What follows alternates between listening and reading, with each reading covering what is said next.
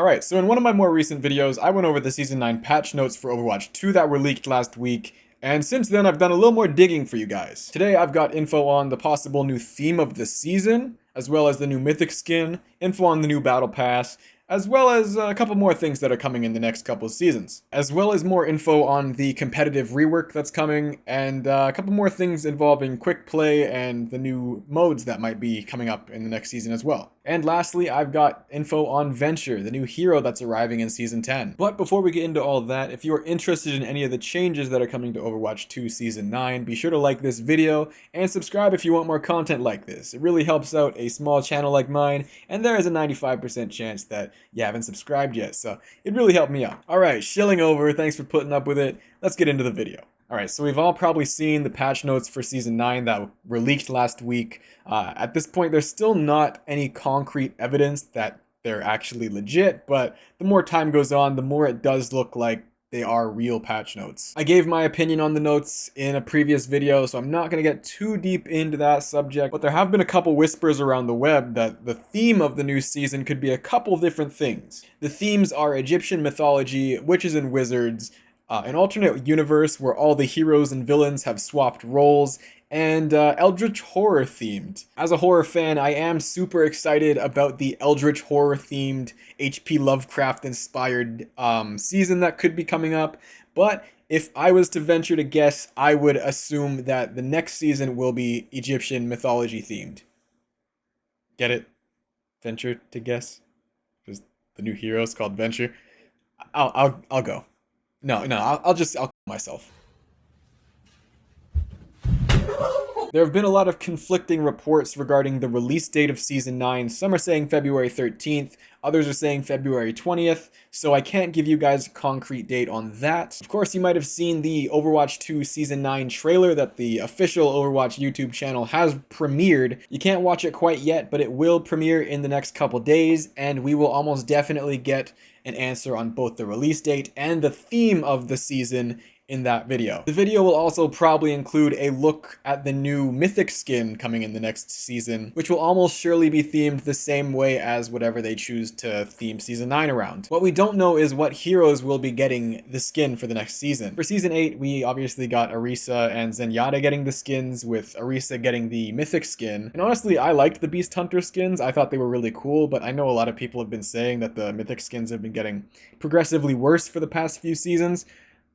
I don't know, I thought they were really cool. We don't know exactly who will be getting the skins for Season 9 like I said, but there's a solid chance that it won't be Mercy or Bastion considering they just got skins for the Lunar New Year event. There is a good chance that a support hero will be getting the mythic skin though, and if I had to guess, I would say that it would be Ana, considering my guess for the season's theme was going to be Egyptian mythology. It would honestly be a pretty big blunder if they chose to theme Season 9 around Egyptian mythology and they didn't give Ana or Farah a skin. Like, that would...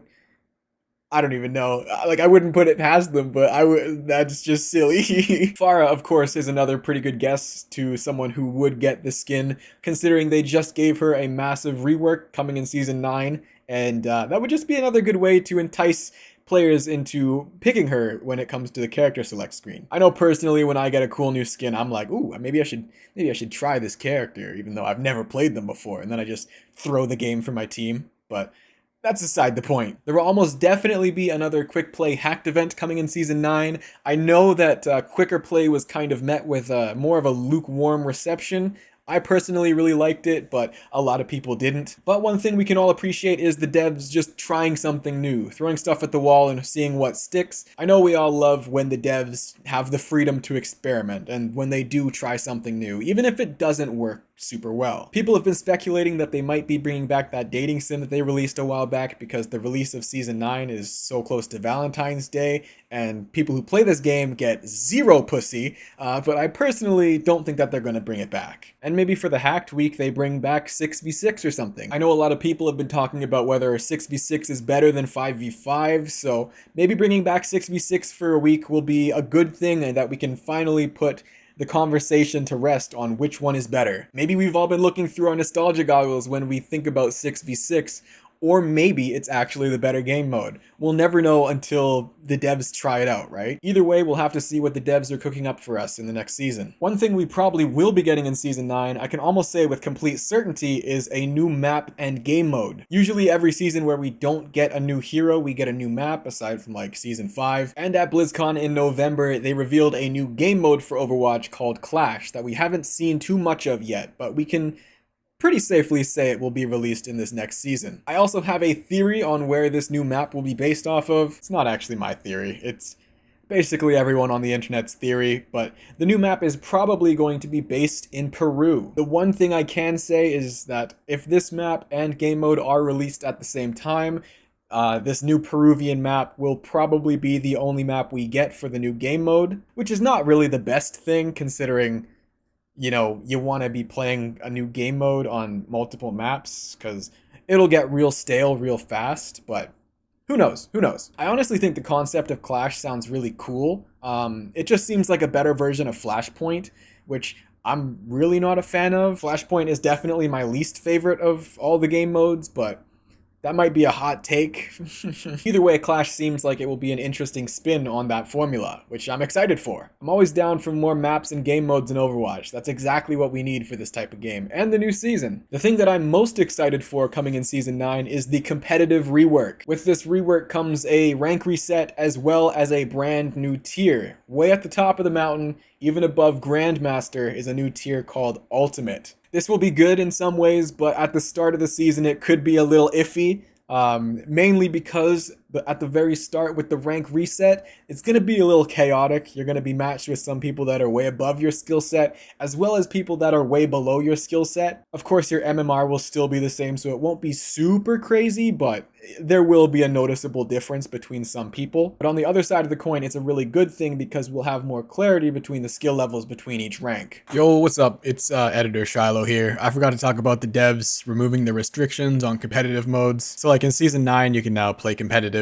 with your friends regardless of what ranks you are. Personally, I don't really care about this stuff, so that's probably why I forgot to talk about it. I usually solo queue, but if I do play with my friends, it's usually just in quick play. This doesn't mean that like your Grandmaster friend can carry your bronze ass through the fucking ranks. It doesn't mean that. It just means that like you're now just gonna get put into a pool of like other people who are doing the same thing. Like I said, like when me and my friends play this game together, it's usually just in quick play because of how much faster the queue times are. But I guess it's a cool addition. They also added a new weapon cosmetic, so it's not just gold weapons anymore. You can now buy like an emerald skin. Once again, it's not something that really matters to me, so that's probably why I forgot to talk about it, but someone's gonna find it cool, so I figured I'd mention it. Alright, back to the video. As I was climbing through the ranks in Season 8, I noticed that the widest skill range was in Silver, actually, and it was just a weird time climbing through Silver. Like, I started out my ranked climb in low Silver, and, I would lose a couple games, and then they'd be like, alright, let's put you in a Bronze 1 game for pity. And of course, I would just run through that lobby. Like, let's be real, it doesn't feel good just stomping bronze noobs. Like, it's not a fun time. But then I'd get put in like a higher silver rank lobby and I'd still be doing good, but like every 4 or 5 games that I'd be playing in that rank, there'd just be this random DPS that's getting like 45 kills, just running everything there. And it's like, what's happening right now? Who is this dude and why is he in silver? And then I get put into like a gold lobby and everything seems pretty decent. Like gold, everyone seems like they're on the same skill level, but silver, for whatever reason, what's going on in silver? Anyways, hopefully this new rank and that extra tier of skill will bring more clarity between, gold, silver, platinum, diamond, hopefully there's just more clarity. Another thing I'm really excited about regarding the competitive rework, honestly, probably the feature I'm most excited about, is they're giving you a progress bar, finally. Like, thank God. I can't tell you how much I disliked having to wait till I won 5 times just to see my rank not change for like the 5th time in a row. This progress bar will finally bring a little more clarity. There's the key word for this season. Regarding the competitive rework and regarding how far you are to ranking up or ranking down. And honestly, this will motivate me more to climb through the ranks than this stupid little match card will. There was a lot of people saying that that they should just bring back SR, but I completely understand why the devs don't want to do that.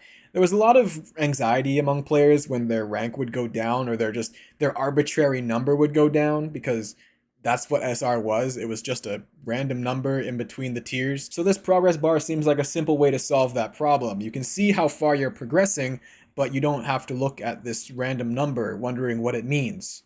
The numbers, Mason. The numbers, what do they mean? Honestly, this seems like a really good change. Like, the bar is very simple to understand, and you get the feedback after every game instead of after every 5 wins or 15 losses. So it's a good thing. We can also see on this progress bar that things like advantage, win streak, and calibration will improve how fast that bar goes up or down. I can only assume that advantage means like how much your team won by. Win streak is self-explanatory, and calibration, we'll have to see what that actually is. The competitive rework is definitely one of the things I'm most excited about regarding this upcoming season, and who knows?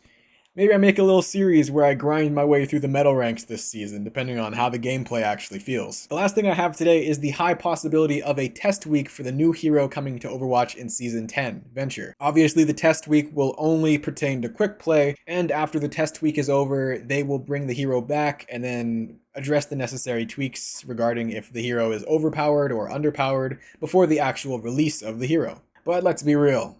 This is Overwatch 2. We all know that Venture is going to be released in a giga-busted state, regardless of the test week, and then Venture will get the necessary nerfs needed once people start complaining, or most of the people get to whatever tier they put Venture in the Battle Pass. Of course, they've already revealed Venture's kit to us, but there's no way to tell how broken or not broken the character is until we actually get the chance to play with Venture in an open playtest. Overall, it looks like the next couple seasons are going to be really fun for DPS players though. With the improved passives and projectile sizes coming in Season 9, it does seem like the state of playing a DPS hero will feel a little less hopeless. I'm still very skeptical for the patch notes and how they will work out in-game, but we can all appreciate the devs trying to make DPS feel a little less helpless is a good thing. Still shouldn't have buffed Sombra though. Anyways, that's all I have to report on regarding Season 9 in Overwatch 2. Thank you guys so much for watching. If you made it to this point, let me know down in the comments what you're most excited about when it comes to the next season. And remember,